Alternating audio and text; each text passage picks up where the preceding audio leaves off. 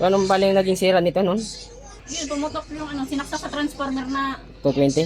220. Kaya may... Tapos na pumutok, tapos nung sabi nung tinatingnan ko nung una sa iba, dahil pina-request ng mga makina ay ano, Papalitanan daw. maraming hinihingi sa'yo na papalitanan na pyesa. Yun daw yung problema. Pumunta pa siya So marami na rin tayo na ano nito yung papagawa Tapos sa atin nung ito. ulit ko lang nalaman, yung bumili ako nito, dumaan ako sa kanya, kasi kukunin ko lang yung mga gamit na nandito sa amin high school. Kumamin siya sa akin, hindi daw siya expert sa ganito. So yun nga, marami na rin tayong ginawa na ganito. Minsan pag ano, hindi na talaga nakayas, convert na lang natin ng 220 para wala nang hassle sa pindot-pindot dito. Para direction na kasi yung 220 kasi may kasama ng pedal yun. Aapakan mo na lang direct at saka medyo mabilis yun.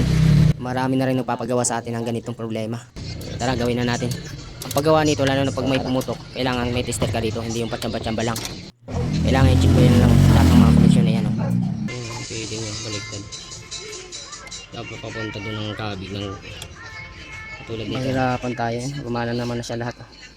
Okay na siya lahat. Sige nga po ma'am, subukan nyo po. Ganda! Sa ibang ano raw, stitches. Ganda, promise. So ayun, salamat sa tiwala sa pagpagawa ng makina.